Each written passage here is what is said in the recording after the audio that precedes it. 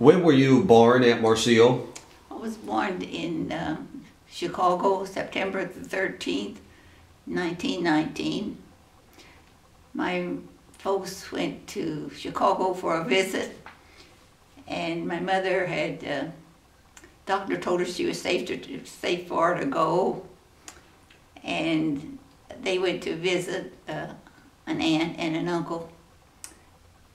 And Mom, they were taking Mom downtown to Chicago to loop to a theater when she went into labor. And they came, got her back to Aunt Josie's house, and I was born there, and came home in 10 days in a clothes basket that they borrowed from a neighbor. What were your parents' names? My dad was Jesse Joshua Bridenstine. My mother was Margaret Maxton Bridenstine. What do you remember about your mom and dad? Well, that they were always there for us. Dad was real good with the garden, and he liked flowers. Mom was a stay-at-home mother, and she always, in the winter time, she tried to have something nice and warm for us when we got home from school as a treat. And I particularly liked the days that she fried donuts, and we got to eat the donut holes. Mm-hmm. What did your dad do for a living? My dad was an engineer on the Illinois Central Railroad. During the Depression, he had to work. He went to Mississippi to work on the railroad because he got laid off. Then when we were real little, he was gone a lot because he'd have to go wherever he could get a job. Mm-hmm. And it was he worked for the Illinois Central, and it was they worked by seniority. So if somebody bumped you, then you had to bump the next guy, and so you went where we got to get a job. He worked at the mines, at Pyramid Mine, on the Dinky, the little engine. He worked at Majestic Mine on the little Dinky. His last years, he was engineer on City of New Orleans, traveled from Centralia to Carroll. How old were you when he was working, and how old were you when he quit working? Oh gosh, he worked,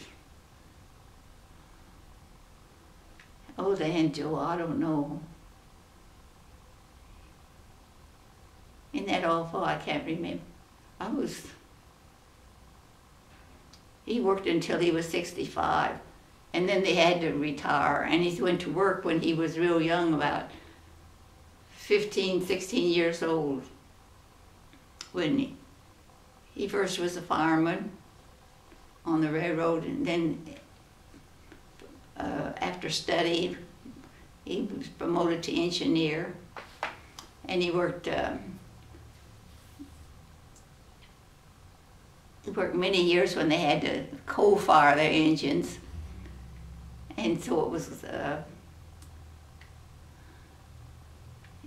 much nicer when it was the diesel engines. Not quite as dirty. But Mom was a stay-home mom, and she was always there for us. You went to DuQuoin High School? Yes. What year did you graduate? In 1937, during the Depression, when it was hard to find work. You graduated, but then you couldn't find a job even. Yeah. Who were your close friends in high school? Oh, there was a group of us that we lived on Wells Street, and there was a group of us that would walk. We walked, which was about a mile. And Louise Chapman was a real good friend. very good friend that didn't go to high school was Marie Hess, Archer,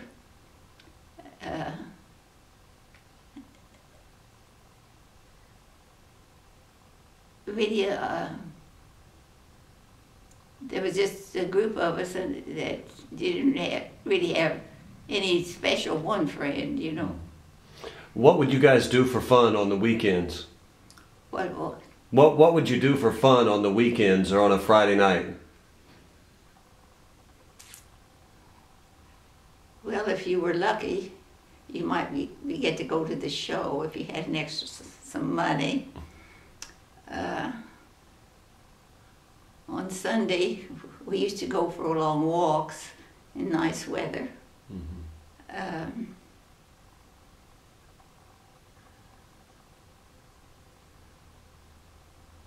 Did anybody have a car? Butsy Brush, and he was real generous. He lived on West Main Street, and if we were on the corner when he went by, we got a ride. Otherwise, we walked.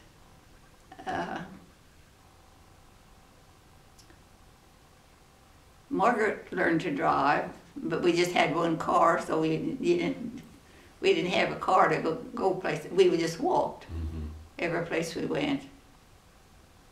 How did you meet Arlie? At the plaza. What's the plaza? Oh, it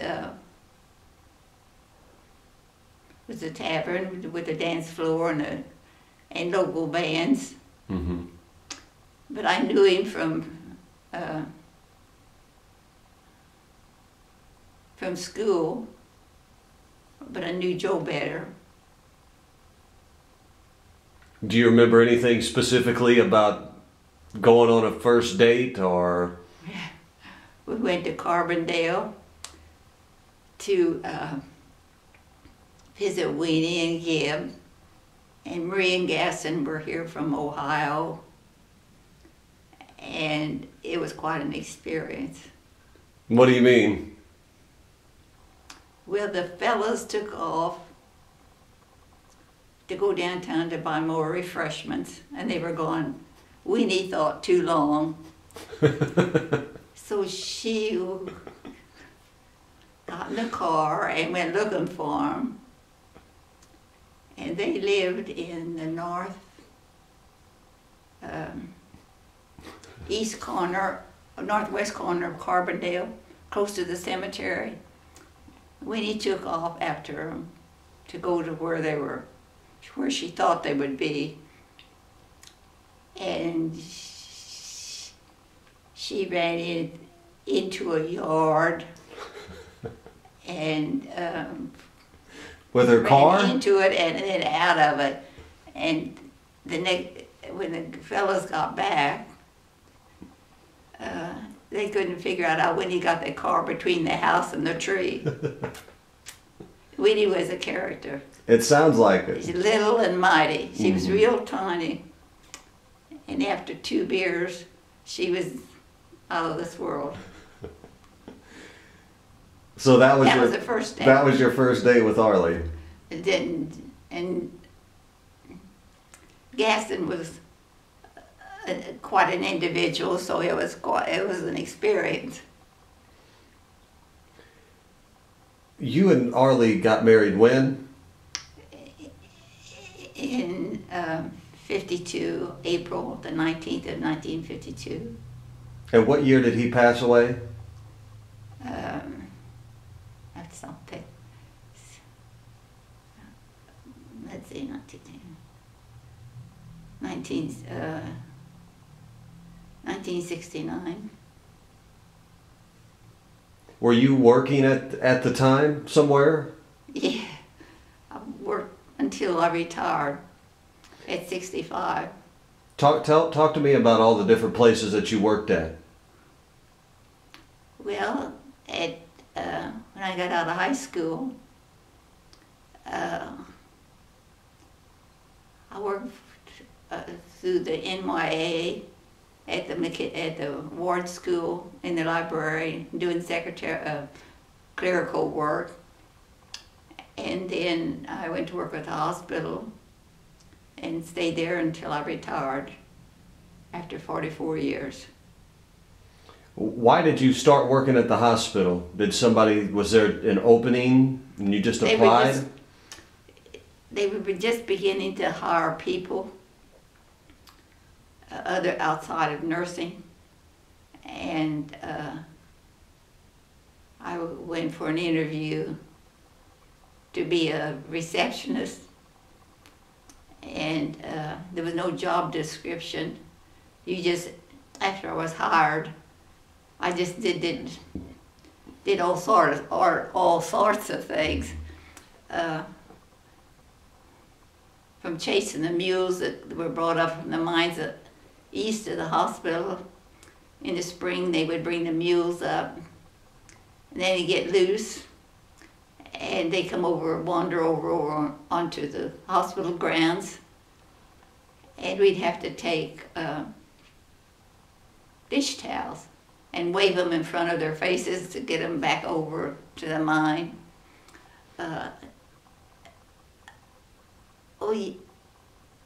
There was all kind of things. You didn't really have a job description.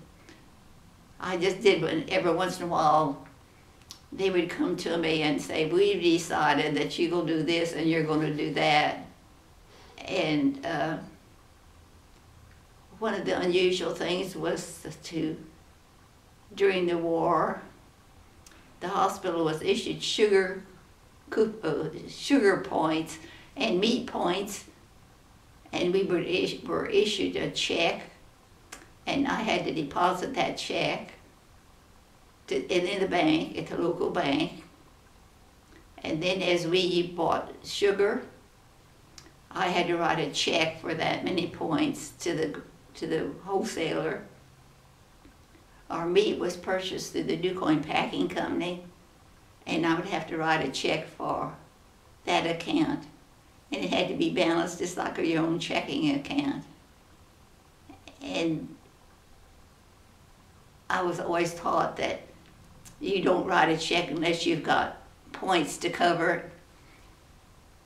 So when the bank called and said we were overdrawn on these meat points, I really panicked.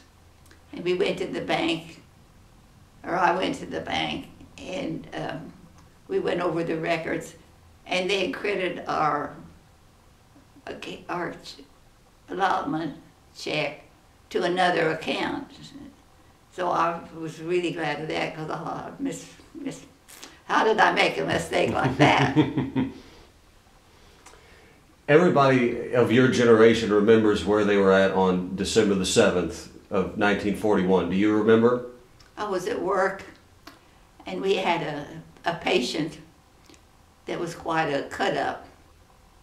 He liked to tease, and he kind of told wild stories, and he come running down the hall, and he told us that there'd been a bombing in Hawaii, and we didn't believe him because we thought he was really pulling our leg, because he loved to catch us off guard. But he was right, sadly, to admit he was really right.